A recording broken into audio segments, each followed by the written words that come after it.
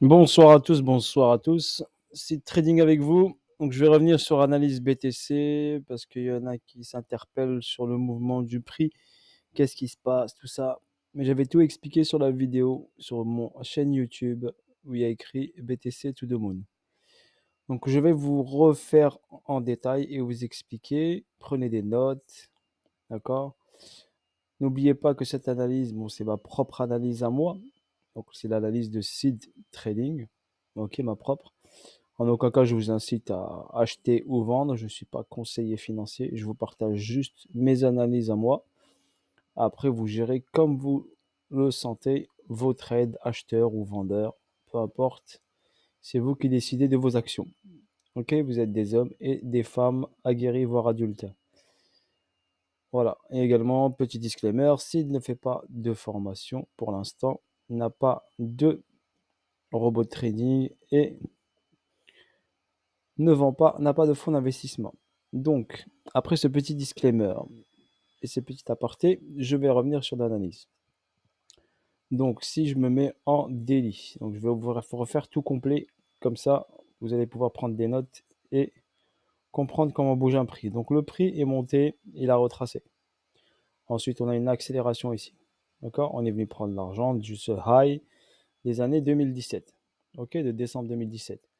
On a créé ici un petit arrêt, ici une hausse, un deuxième petit arrêt et ensuite un ATH ici effectué en avril 2021. Après cet ATH, donc le BTC a fait quoi? Donc cet actif est venu directement sur la zone qu'il avait créée ici. Cette zone est déterminante. Donc sur une schématique Wyckoff, cette zone, on appelle ça un PSY. Ok, et là, on a eu une distribution qui a emmené le prix vers le bas. Cette distribution BC, UT, UTAD. Après, pas besoin de week-off, hein. Vous le voyez directement qu'il y a ici un essoufflement du prix, donc forcément une attention baissière ici et une descente en A, B, C. Donc ça s'appelle ici une cause. On a créé une cause et on a eu un effet derrière. Ensuite, on a créé une cause ici d'accumulation et on a eu une hausse.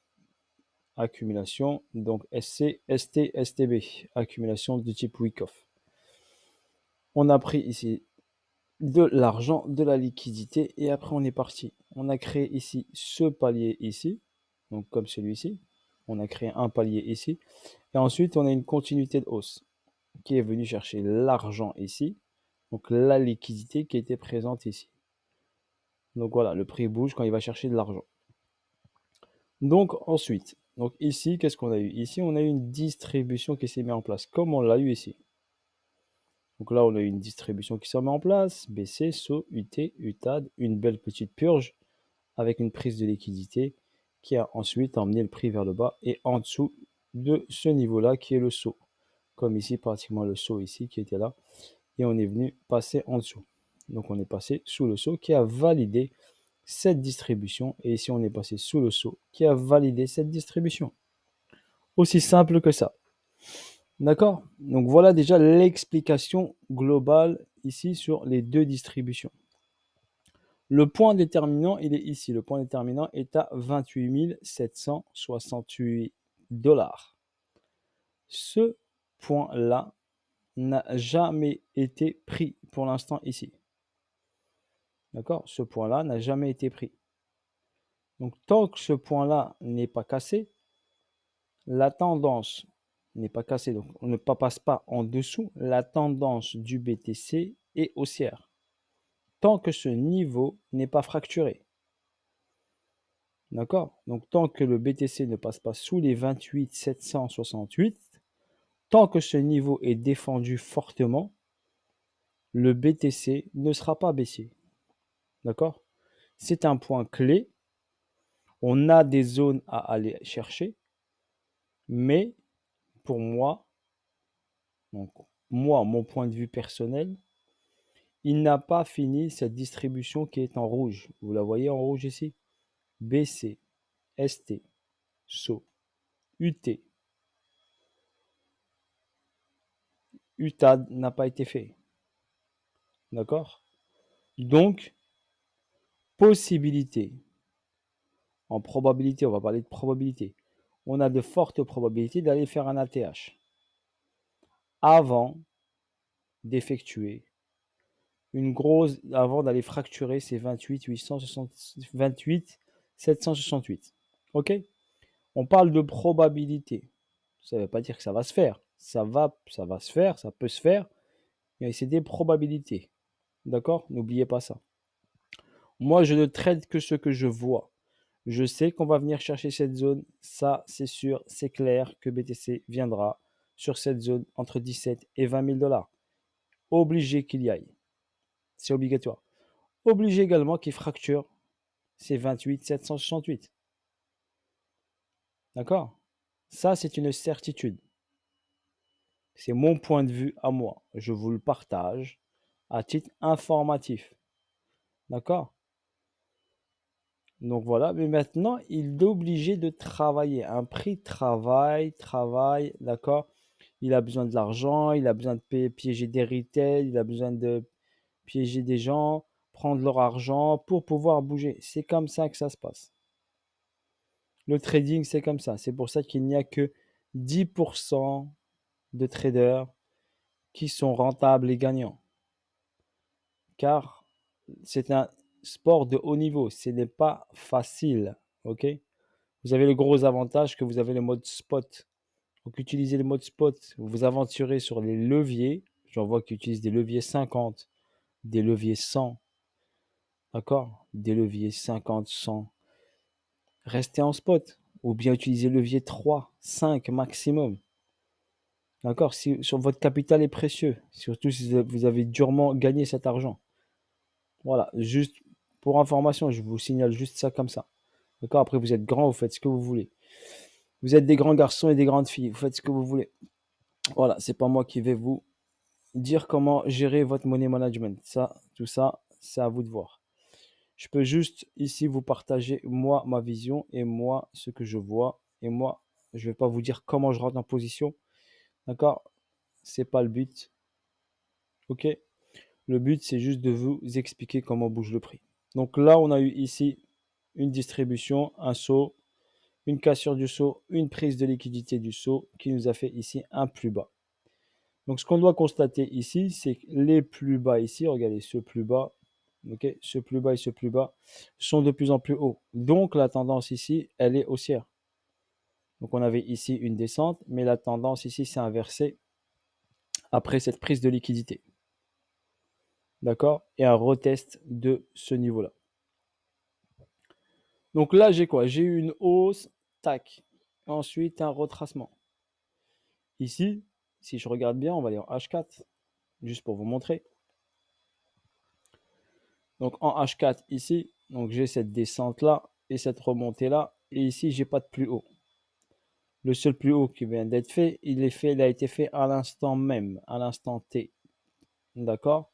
Là, aujourd'hui, à partir ici de 22 heures, on a eu cette bougie qui a pris l'argent ici. Donc là, j'ai quoi ici? Donc regardez ici. Ici, j'ai quoi? Eh bien, j'ai une distribution. Donc si vous regardez bien ici, là, j'ai un BC. Là, j'ai un saut. Donc j'ai une distribution. Ici. Donc là, j'ai une distribution. Et là, j'ai mon ST. Donc regardez simplement. D'accord? Moi, j'arrive à les voir. Je n'ai même pas besoin de les tracer. Mais je vous le trace, je vous les pose. Un BC, un ST, un saut. D'accord? Et ensuite, là, on a pris l'argent. Pourquoi? Parce que ça, c'est de la liquidité qui est en attente. On l'a pris une fois ici. On a pris cette première liquidité en attente. Et ensuite, on est venu chercher cette deuxième liquidité. C'est une logique. D'accord? On a eu, c'est une logique. Et on regarde bien ici. Tac, prise d'argent, arrêt, pas de plus bas de plus en plus haut, plus bas de plus en plus haut, plus bas de plus en plus haut. Tant que ce niveau-là n'est pas cassé, la tendance, là, regardez, elle est haussière. D'accord? Donc là, si j'ai une distribution, donc j'aurai quoi ici? J'aurai un double sommet, un UT et un UTAD. D'accord? Là, quand on prend l'argent ici, c'est très simple. Donc quand on prend ici l'argent ici, forcément, on a une réaction baissière. Donc forcément, on aura une réaction baissière. C'est tout à fait normal. Prise de liquidité, réaction baissière. Regardez, si on va sur le RSI, il y en a qui aiment bien regarder le RSI. Là, on est en surachat sur le RSI. Donc on est en surachat ici au niveau du RSI. Donc il y en a qui vont voir ça comme ceci, par exemple. Donc hop, si on prend une flèche, voilà, il y en a qui vont voir ça ici, par exemple là. Ok, donc là et là. Donc le prix, qu'est-ce qu'il fait? Bah, le prix, il monte. Et le RSI, bah, il monte pas. Regardez, on est là. Le RSI est un peu plat. Mais ce n'est pas pour moi une divergence baissière. D'accord? Pour votre information. Il y en a qui ici vont dire hop, ici, hop, le prix monte. Et là, le prix est un peu plat. Pour moi, il n'y a pas de divergence baissière. Ok, en H4 en tout cas. C'est pour ça que je ne me fie pas carrément au Fibo. D'accord, je ne me fie pas ici au RSI. Si on prend même ce sommet-là et ce sommet-là, bien sûr que ce sommet qui vient d'être créé est bien sûr plus bas. Donc on peut dire qu'ici, on a une divergence baissière. Mais pour moi, elle n'est pas significative et je ne traite pas avec le RSI, juste je le regarde de temps en temps.